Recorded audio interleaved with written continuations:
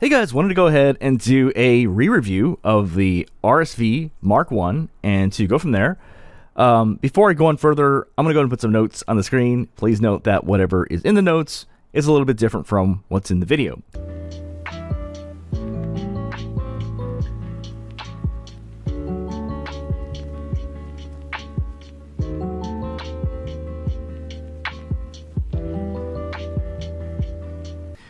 Okay, great. So, I'm going to go ahead and talk about kind of what this sounds like and then kind of break it down and go from there. So before, basically, in the end, I actually went through a bunch of different ear tips. I went over the stock ear tips, which kind of are like this. And what I found was that the stock ear tips was a little too warm for me. But I think actually my last review was done with the stock ear tips and I didn't go beyond that. Then I tried Tang Senkai, and then I tried K-Bear 7, and then I tried HE Sonics, and then I tried TRN, and then in the end, this is actually pretty surprising to me as well, the ear tip that did it is actually the Divinus Wide Velvet ear tips. And that's huge because typically I always think that Divinus Wide Velvets are kind of a ripoff because it's a lot of money and you only get a few tips. And I always find, but I'm actually starting to lose favor with the HE Sonics. I used to say, well, I could just get that. But the thing is, the HE Sonics, they only fit on particular nozzles. And just, anyway, I found it sounded really, really great with the Divinus Velvet Wides. And everything was all great. Now, I did notice a problem, and this might be interesting for someone else who has a Motu M2. But when I was using the Motu M2, I was getting a fair bit of distortion. And that's because this IEM has 8 ohms or something like that. Now, the way to actually get around that, if you ever have this issue, is actually just remember, always don't crank that up beyond, you don't want to crank that up basically beyond 50%.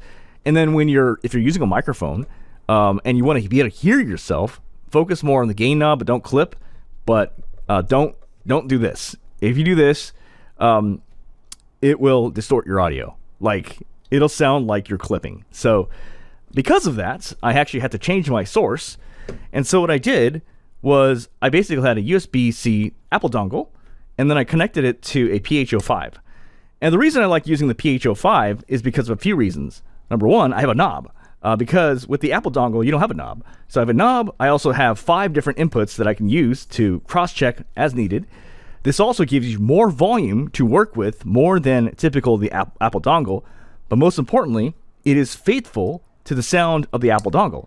And what would I describe the tuning of this IM? This IM is basically kind of like, it's meta tuning, but I actually prefer the sound of this over every single meta tuned IM I've ever heard. So I think this sounds better than Dusk.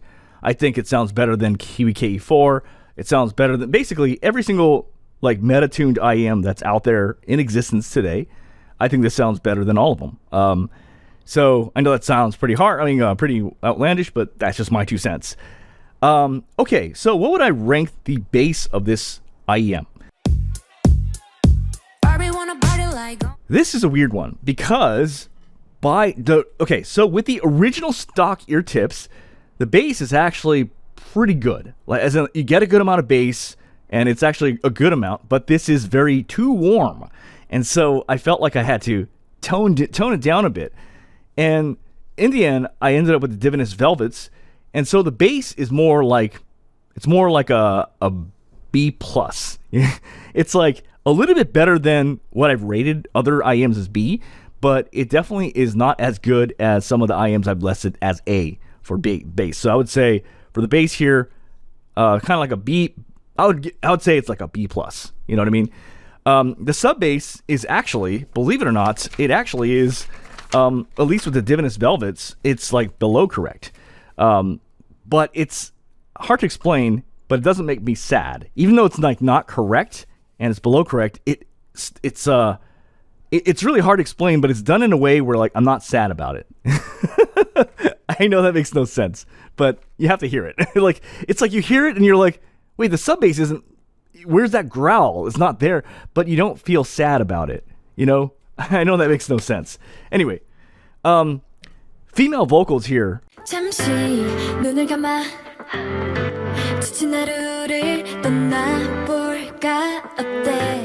are S. I mean, this is S. Like, I basically was like, you know what's crazy? Is every single time I swapped an ear tip, you know what? I was writing down, does it change the grade? It was like S, S, S, S, S, every single time. This is basically, to me, in my opinion, like, it's like perfect female vocals. It was like, it's full, it's natural, it's on point. It is like, I think what I said last time is pretty much okay. Like, this is like perfect audio for female vocals. Male vocals.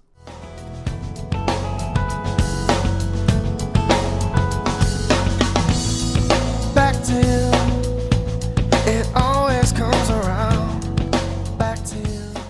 S. This is like perfect male vocals too. It is like when I listen to Justin's voice, when I listen to Chris's voice, when I listen to a bunch of other guy singers, they all sound freaking perfect. When I actually monitored my own audio to hear what I sound like, what this does to my voice is it makes me sound smoother, darker, warmer, and slightly lower pitched. That's what it does to my voice as a guy. So, and it was doing that to Chris. It was doing that to Justin. It was doing that to all the guys. Like, it did the same to Michael Bublé. It did that to, and every guy. They sound good on this IM. This is fantastic. This is a grade of S, right? Okay. In terms of harsh instruments, when harsh instruments start coming in, how is it dealing with it? So, what I found was it's not a smooth, it doesn't deal with it entirely smoothly, at least not with the Divinus Velvets. It's better than average. In other words, I did have to drop the volume down a bit when it got harsh, but once I dropped the volume, I didn't have to change it again. And so I'm actually going to rank this as basically a little bit better than average in how it deals with harsh instruments. Separation on this, it felt kind of muddled, man. It's just like, so I think this IM is something, maybe that's just the case. Like, sometimes really kind of warmish IMs do that, but it's not terrible, but it's, definitely below average. It's not precise. It's not like, oh, like the instruments are there, and this and this and this. It's not a technical beast, right?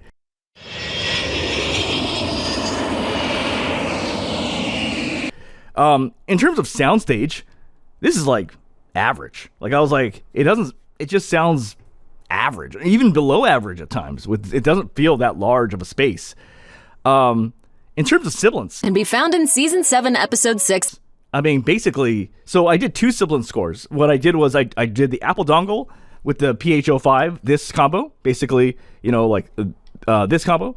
And then I also did Mode 2M2 connected to the PH05. In both cases, the scores were identical pretty much. That's why I say, like, I actually do feel like the scores and the tone of what I think about the Apple dongle and the Mode 2M2, like, I could trust them to be pretty much interchangeable. They're pretty much the same. And they were on the sibilance scores pretty much. Basically, you're not going to get a lot of sibilance, but then when it's cranked, it only gets to around medium. So I'm going to actually put this in the smooth tier. Like, actually, it's pretty good at dealing with vocal sibilance. Comfort, I'm going to say, is not very good, because that's actually one of the reasons why I don't wear it. But today, I did discover Divinus Velvets, and maybe Divinus Velvets make this more comfortable, and because it has been comfortable today, and I've been wearing it I could wear it for many hours while I was typing, so the comfort actually seems a lot better with the Divinus Velvets, and maybe that might be the answer. What I can say is the stock ear tips with this is not a fun time. I mean, it's not terrible, but it's basically like, it's kind of like a little, not the most comfortable. So yeah, that's my 2 cents regarding the Softears RSV Mark 1. All right, well, you guys have a great day. Goodbye.